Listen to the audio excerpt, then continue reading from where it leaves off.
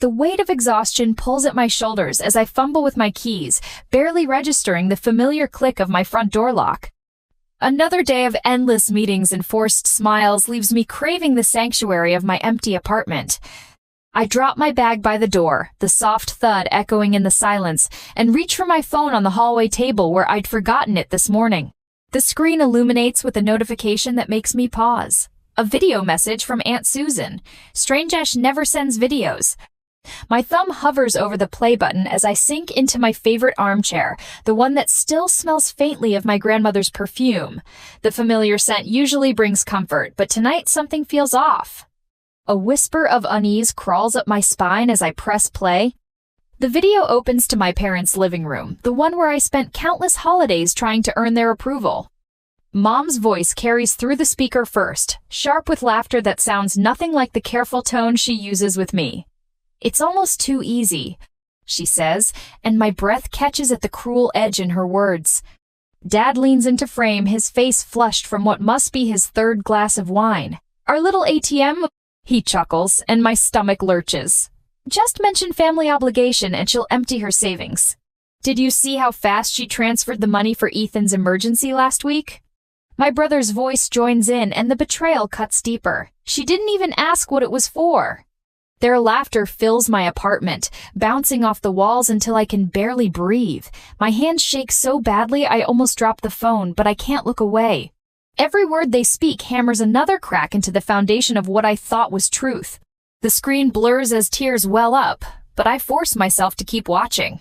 Years of memories flash through my mind. Mom's urgent calls about overdue bills, Dad showing up at my workplace to demand help with the mortgage, Ethan's endless string of crises that only money could solve. Each recollection takes on a darker shade now, revealing the manipulation I was too loyal to see. "She's so desperate to be the good daughter." Mom's voice drips with satisfaction. "Remember when she skipped her vacation to pay for the roof repairs?" I remember the overtime hours, the missed opportunities, the dreams I put on hold, all to prove my worth to people who saw me as nothing more than a walking bank account. My chest tightens until each breath feels like swallowing glass. The video continues, but their voices fade beneath the roaring in my ears. I grip the armrest, anchoring myself as my world tilts on its axis. The soft fabric under my fingers feels wrong somehow, too normal for a moment that's shattering everything I thought I knew.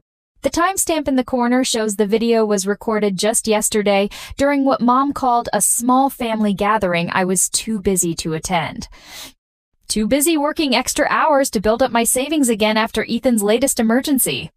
A notification pops up, Aunt Susan sending frantic follow-up texts. "Oh God, Lily, I'm so sorry. I didn't mean to send that to you. Please delete it." But she did send it, and I can't unsee it.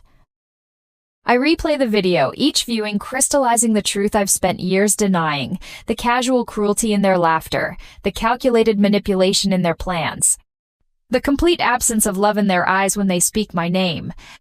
My phone buzzes with an incoming call from Mom. Her contact photo smiles up at me, the same practice smile she uses when she needs something.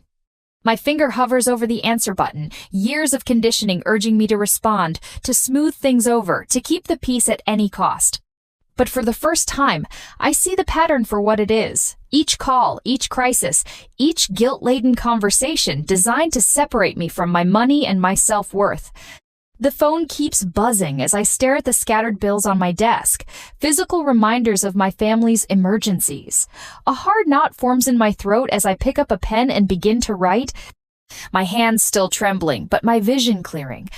I will not be manipulated anymore. The words look strange on paper, foreign yet freeing.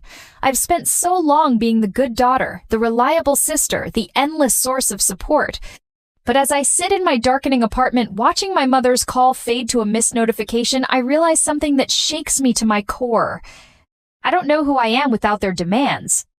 Each family member has played their part perfectly in this manipulation. Mom, the maestro of guilt trips, her voice always trembling with manufactured crisis. Dad, the enforcer, showing up at my workplace to shame me into compliance when I dare to hesitate. And Ethan, my baby brother, the one I've protected since childhood, wielding my love for him like a weapon. The video plays one final time, and I watch them with new eyes. Mom's perfectly timed sighs when she needs money. Dad's practiced scowl that appears the moment I question any request. Ethan's wounded looks that make me feel like I'm abandoning him if I say no. They've crafted their roles in this performance with devastating precision. My phone lights up again, Ethan this time. The text preview shows just enough. Sis, I really need your help with. I set the phone face down on my desk. In the sudden silence, a question rises that I can't push away. How can I break free when every piece of who I am has been shaped by their manipulation? The answer waits somewhere in the darkness beyond their influence, and for the first time in my life, I'm ready to find it. Have you ever discovered that the people closest to you aren't who you thought they were? Share your story in the comments below. The video plays again in front of me, but this time I notice something I missed before. A series of notifications flash across the top of the screen, frantic messages from Aunt Susan appearing in real time as she recorded. Karen, are you sure about this? What if she finds out? We should delete this. My hands steady on the phone as the reality crystallizes.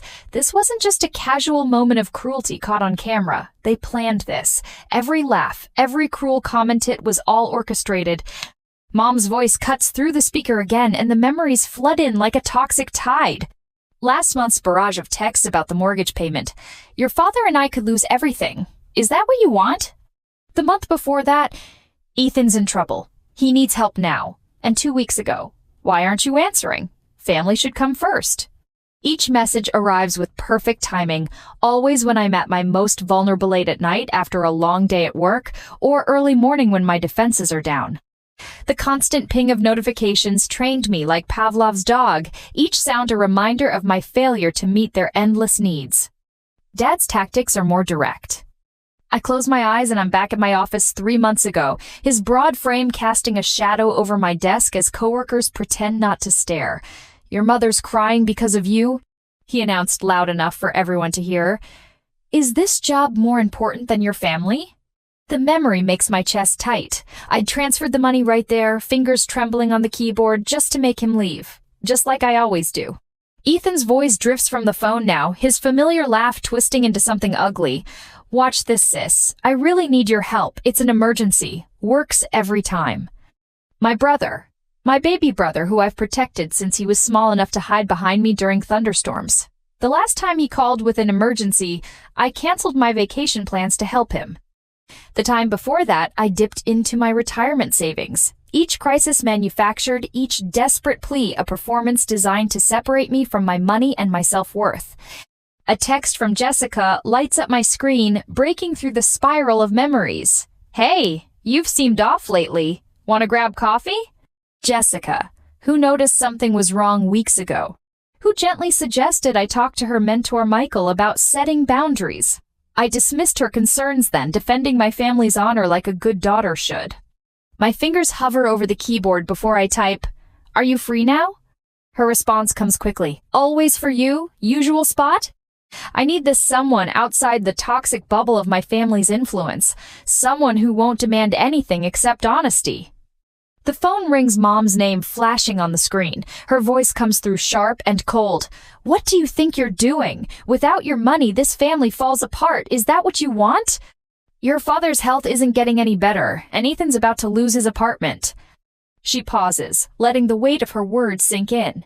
"If you abandon us now, don't expect to ever be welcomed back." The familiar guilt rises, but something else rises with it. Anger. Hot and clarifying, burning away the fog of manipulation. My fingers move across the keyboard, typing out words I never thought I'd dare to send. "I'm not sending money this month." The response is immediate. Accusations of betrayal, reminders of all they've sacrificed, threats of what my defiance will cost. Each message designed to break my resolve, to force me back into line. My phone buzzes with another message, this time from Michael, Jessica's mentor. "Jessica told me what's happening. Remember, setting boundaries isn't betrayal. Call me if you need backup." But as the texts pour in, I notice my laptop screen blinking with a new email notification. The subject line stops my breath. R.E. Lily's account, next steps. I open it with trembling fingers, and my world shifts again. There, in crisp black and white, is an email chain between my family members, detailing their plans for the coming months. Each crisis scheduled and scripted, each guilt trip carefully crafted to maximize impact. They've been coordinating their attacks, timing their demands to ensure I never have a chance to build my savings or question their motives. The evidence of their calculations sears itself into my mind. This isn't just about money anymore. This is about power, control, the systematic destruction of my independence disguised as family obligation. Mom's contact photo flashes on my phone again, her practiced smile now a grotesque reminder of every lie she's ever told me. But for the first time, I let it ring unanswered, my eyes fixed on the email that changes everything. What hidden truths do you think lie beneath a toxic family's facade? Comment below with your theories. My shoulders tense as Karen's voice cuts through the bustling office, sharp and precise as a surgeon's blade. How dare you ignore my calls? The words slice across the marketing department's open floor plan, drawing curious glances from my colleagues. I grip my coffee mug tighter, willing my hands not to shake. Mom, I'm at work. The words come out steadier than I feel. Behind me, I hear Sarah from accounting pause her typing. Oh, so now you're too important to help your family? Karen's laugh crackles through the speakerphone, the same calculated laugh I heard in that video. What happened to being grateful for everything we've done for you? Heat creeps up my neck as I notice Tom, my supervisor, emerging from his office. His eyebrows rise at the commotion.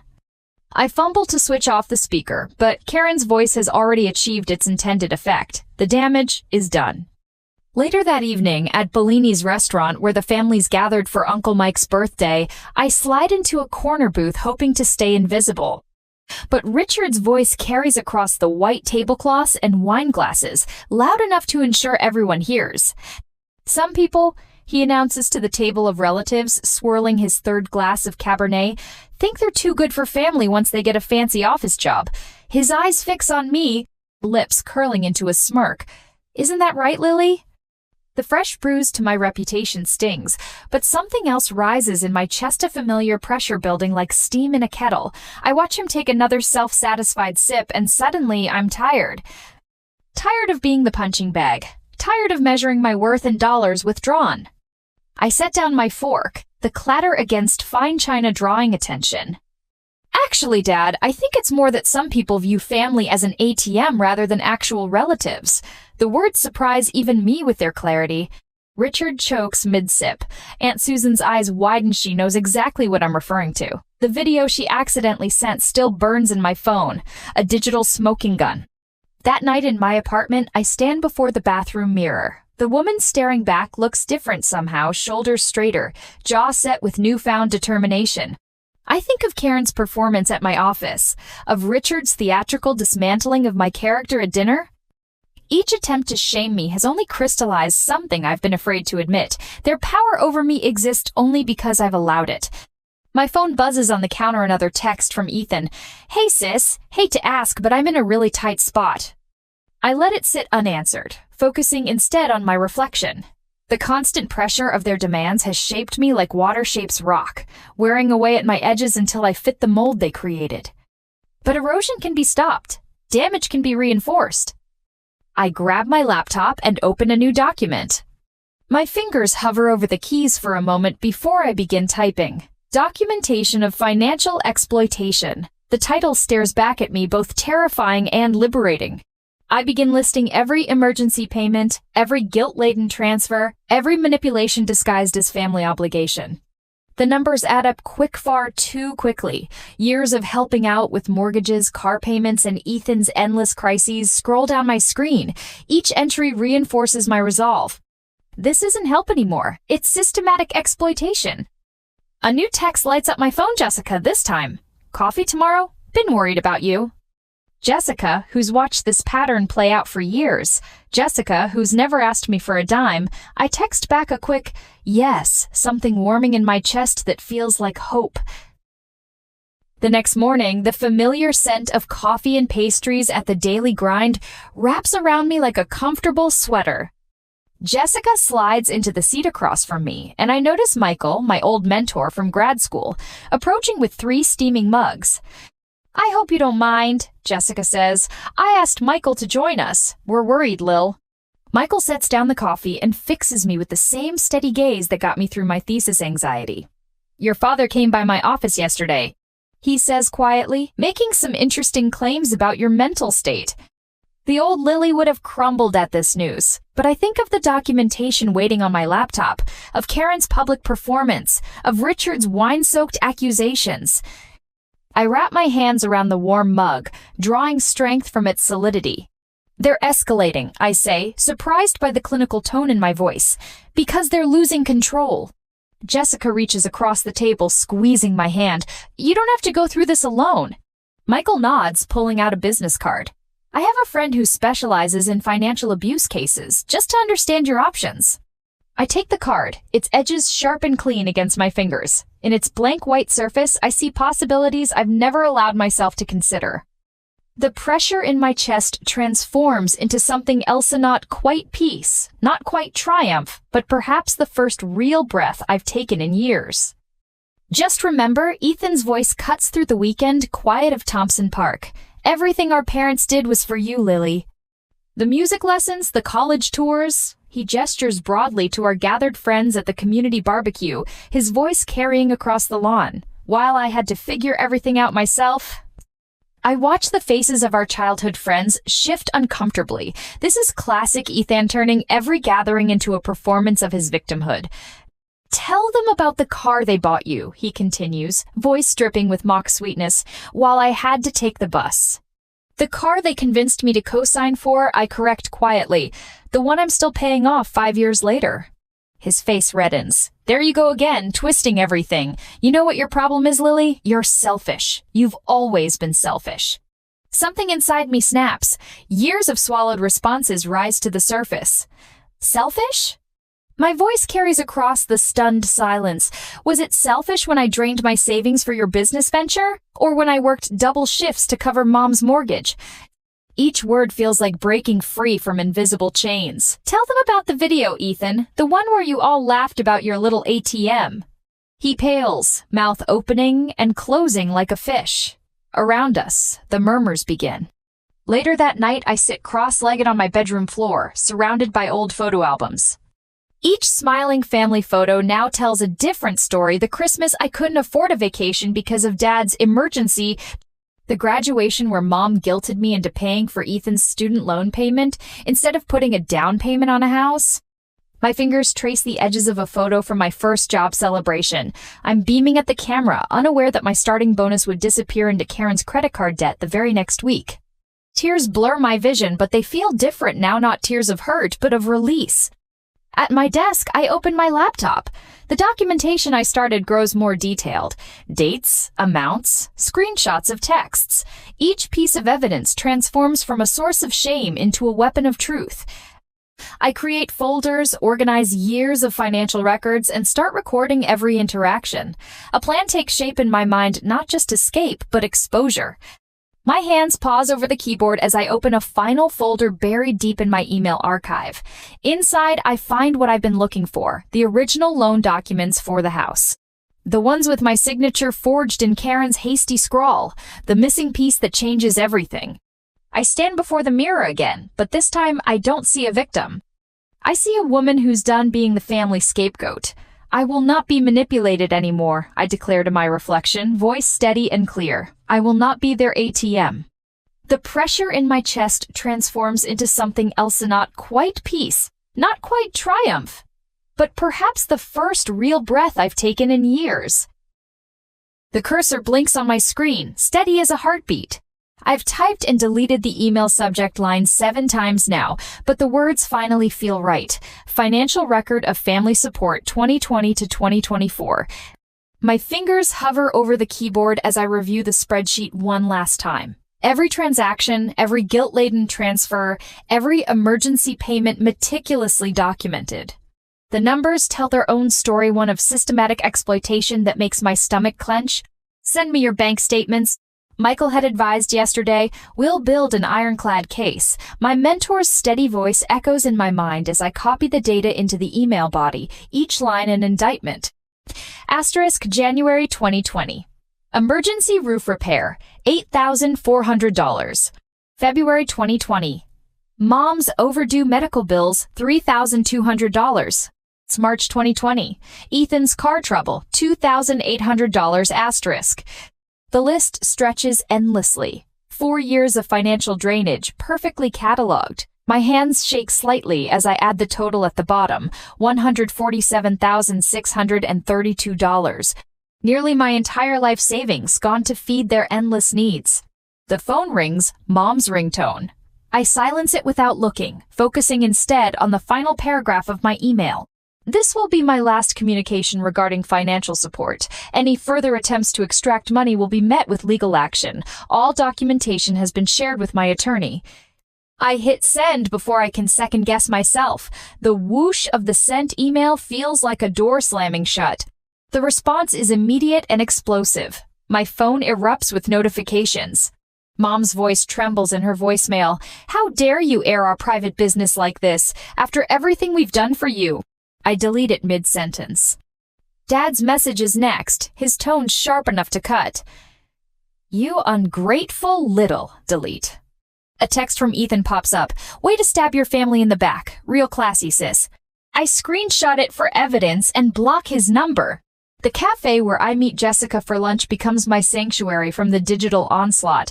The familiar scent of coffee and pastries grounds me as I slide into our usual corner booth. But peace is short, lived Ethan's voice cuts through the ambient chatter.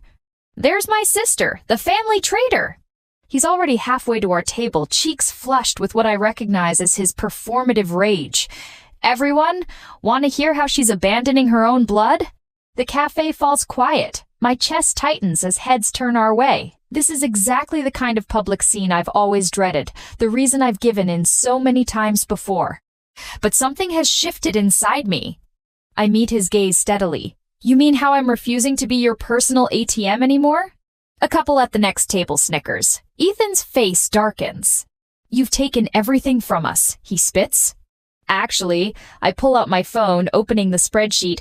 I can show you exactly who took what from whom. Would you like me to share it with everyone here? The color drains from his face.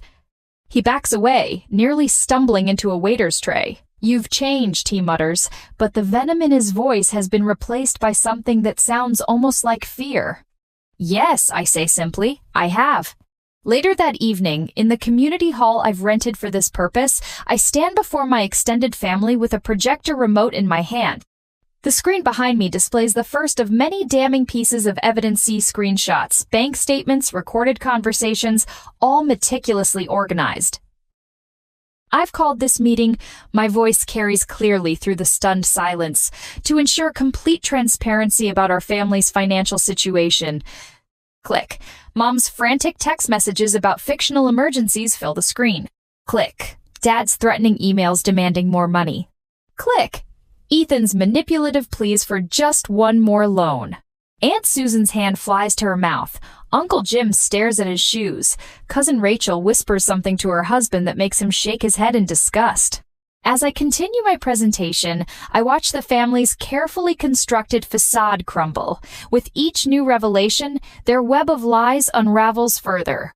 The power they've held over me for so long dissolves in the harsh light of truth. My phone buzzes with a notification. Jessica has posted our cafe confrontation online, accompanied by a fierce defense of my actions. Michael's response appears moments later, sharing my documented evidence with his considerable professional network. Other supporters join in, their voices creating a shield wall of solidarity around me. The mighty Karen and Richard, my manipulative parents, sit frozen in their chairs, their usual arsenal of guilt and threats rendered useless by the public exposure. Ethan, my once cocky brother, seems to shrink with each new piece of evidence. I end the presentation with a final screenshot, the video that started it all, where they laughed about exploiting my generosity. The sound of their cruel laughter fills the room, but this time it doesn't wound me. Instead, it feels like the final nail in the coffin of their control. As the crowd disperses, I catch a glimpse of something I never expected. Ethan, alone in the corner, his shoulders slumped as he stares at his phone. For a moment, the arrogant mask slips, revealing something that looks almost like regret. He quickly looks away when he notices me watching. Through the thin walls of the hall, I overhear Aunt Susan's voice, thick with emotion as she speaks into her phone. I can't believe what we've done to her. All these years. She trails off, and I recognize the sound of someone grappling with their own complicity. Back in my apartment, I spread the evidence across my desk: bank statements, screenshots, recorded calls. My laptop screen glows with social media reactions, each supportive comment another brick in the wall between me and my family's manipulation. I open a fresh document and begin typing. Legal action preparation, phase 1. The familiar tension in my shoulders eases as I outline my next steps, each piece of evidence carefully cataloged, each potential legal argument mapped out. This isn't just reaction anymore, it's strategy. My hands steady as I work, the trembling uncertainty of the past replaced by methodical purpose. A notification breaks my concentration. A new email, sender anonymous, subject line cryptic. The final piece of the puzzle is closer than you think. My heart pounds as I read the preview text. Whatever this is, it could change everything again. The legal notice lands in my inbox with the sharp ping of an incoming email. Another one. I've received 15 similar messages in the past hour, each more threatening than the last. My mother's latest reads like a war declaration, peppered with phrases like moral bankruptcy and sacred family duty. My phone buzzes again, Dad this time. His voicemail notification popping up alongside a local news article where he's quoted calling me a daughter who's abandoned her family's values. The irony would be funny if it didn't make my stomach twist. I minimize his message and open my laptop instead. The document I've been preparing glows on the screen. Bank statements, text messages, recorded conversations, a digital paper trail of years of exploitation. Each piece of evidence has been meticulously organized, ready for the press conference I've scheduled for tomorrow. My brother's face appears on the television as I'm reviewing the files. He's standing at a podium, Mom hovering by his side like a puppet master. Family isn't just about blood, Ethan declares, his voice cracking with manufactured emotion. It's about sacrifice, about responsibility. My sister has forgotten that. The words hit their intended mark. Me chest tightens with familiar guilt, but this time, the feeling doesn't take root. Instead, I think of the video that started all this, of their laughter as they called me their walking ATM. The memory straightens my spine. My phone lights up with a message from Sarah, my PR consultant. Community centers booked. Local press confirmed. You ready? My fingers hover over the keyboard for a moment before I type, yes. The next morning, I stand before a packed room. Cameras click and whir as I step up to the podium, my USB drive containing the evidence feeling heavy in my hand. The weight of what I'm about to do settles on my shoulders, but it doesn't crush me. Not anymore. For years, I begin, my voice steady despite my racing heart. I believed that family meant sacrificing everything, your savings, your dreams, your self-worth. Today, I'm going to show you what that sacrifice really looked like. The first bank statement appears on the screen behind me. Mom's urgent text about the mortgage payment she couldn't make, the one I later discovered she'd spent on a luxury cruise. Dad's threatening email about showing up at my workplace if I didn't help with Ethan's emergency car repairs the same car he sold a week later for profit. Murmurs ripple through the crowd as each piece of evidence builds upon the last. The room grows tense with collective shock as the full scope of their manipulation unfolds on the screen. I keep my voice level, letting the facts speak for themselves. The video clip of my family's laughter plays last. The sound echoes through the silent room, their cruel words about their little ATM landing with devastating clarity. When the screen goes dark, the silence holds for one breath. 2, before erupting into a storm of camera flashes and shouted questions. My phone explodes with notifications as the story hits social media. Within hours, the video goes viral, my family's carefully crafted image crumbling under the weight of their exposed lies. Local news stations pick up the story, their coverage spreading like wildfire across national networks. A week later, I stand before another audience, this time at a community forum on financial abuse. Mom, Dad, and Ethan sit in the front row, their lawyers flanking them like guards. They're here to attempt damage control, but their usual tactics feel hollow under the harsh fluorescent lights and dozens of watchful eyes. You've heard my family's version of events, I say into the microphone, my voice carrying to every corner of the room. About duty, about obligation, about the daughter who betrayed their trust. I pause, meeting each of their eyes in turn. But obligation isn't love, duty isn't family, and exposing abuse isn't betrayal. The applause starts slowly, then builds into a wave that drowns out my parents' attempts to interrupt.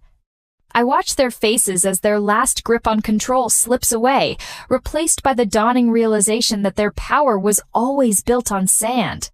The final battle takes place in a courtroom 3 days later. My lawyer presents our dossier to a panel of judges, the evidence even more damning under the stark courtroom lights. Mom and Dad sit rigid in their chairs as the judge reviews years of financial manipulation, their faces growing paler with each documented instance of exploitation. When the judge speaks, her voice rings with certainty. The court finds clear evidence of systematic financial exploitation. She looks directly at my family. All claims on Miss Anderson's financial support are hereby nullified. The words echo through the courtroom, and for the first time in years, I feel truly free. The gallery erupts in supportive murmurs as my family's lawyers shuffle their papers, desperately searching for grounds to appeal. But we all know it's over. As I leave the courthouse, reporters thrust microphones toward me, asking how it feels to win, but my attention is caught by something else. My phone screen lighting up with a notification. An encrypted message from an unknown number. The final chapter is yet to be written. I tuck the phone away, feeling the weight of unfinished business settle alongside my victory. The truth has been told, justice has been served, but something tells me this story isn't over yet. Have you ever wondered if true revenge brings freedom or if it just creates new battles to fight? Let me know your thoughts in the comments below. Morning light streams through floor-to-ceiling windows, casting long shadows across my newly renovated downtown Seattle apartment. The space feels different now, lighter somehow, as if the fresh paint and rearranged furniture have scrubbed away the lingering darkness of the past year. I arrange a silver frame on my desk, smiling at the photo of Jessica and me at last month's charity run. Next to it, I place the certificate from my self-empowerment workshop and a handwritten note from Michael that simply reads, "You've got this." Such simple words, but they mean everything now. My laptop screen glows with my updated 5-year plan.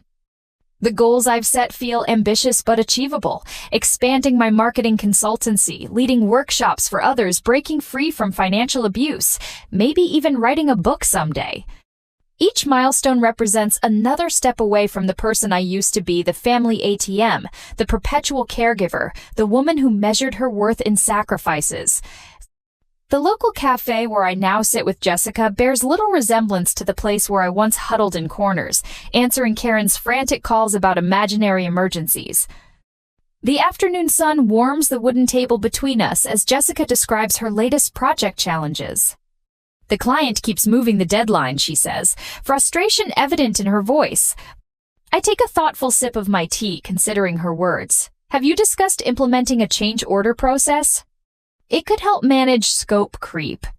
The confidence in my voice surprises me, not because the advice isn't sound, but because I remember a time when I wouldn't have trusted my own judgment enough to offer it.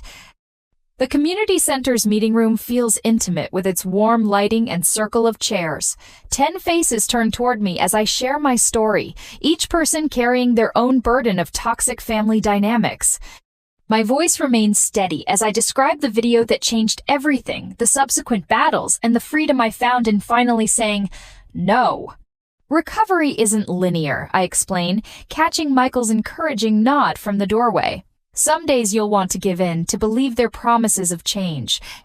But healing begins when you realize that protecting yourself isn't selfish, it's necessary. The rain creates a gentle backdrop as I notice Hera woman standing outside the library, shoulders hunched, phone clutched in trembling hands. I recognize that posture, that look of desperate resignation. I'd worn it myself countless times. Are you okay? I ask softly, approaching with careful steps. Her name is Maria, and her story tumbles out between sobs, a familiar tale of family members who view love as a transaction, of guilt used as currency, of dreams postponed for others' emergencies. We find shelter under a nearby park pavilion, and I share my own journey, watching hope slowly replace despair in her eyes. The first step, I tell her, is believing you deserve better. Dawn breaks over Puget Sound, painting the water in shades of gold and promise. From my balcony, I watch seabirds wheel against the brightening sky, their freedom a reflection of my own. A text notification breaks the morning silence, Ethan, probably with another crisis, another demand. I don't open it. Instead, I think about the woman I've become, the one who helps others find their voice, who knows her worth isn't measured in dollars given or sacrifices made. The one who finally understands that real love doesn't demand your self-destruction. The community art exhibit pulses with energy as I weave through the crowd, each piece telling its own story of resilience and renewal. A striking phoenix rises from scattered chains, its wings spread wide against a backdrop of breaking dawn. The artist Sarah catches my eye and smiles. "Your story inspired this piece," she says, extending her hand. I join a small group gathered near a multimedia installation, exchanging stories and contact information. A photographer named Alex shares his vision for documenting survivors' journeys. A counselor, Diana, discusses starting a workshop series for financial empowerment. Each conversation opens new doors, new possibilities. My phone fills with new connections, mail addresses, social media handles, tentative lunch dates. These aren't just networking contacts. They're the foundation of something deeper. Authentic friendships built on mutual understanding and respect, not obligation and guilt. The future stretches before me, vast and unmarked, a blank canvas waiting to be filled with genuine relationships, personal growth, and dreams that belong solely to me. For the first time in my life, I'm not afraid of what tomorrow might bring. I am enough, exactly as I am. What does freedom mean to you? Share your vision of a fresh start in the comments below.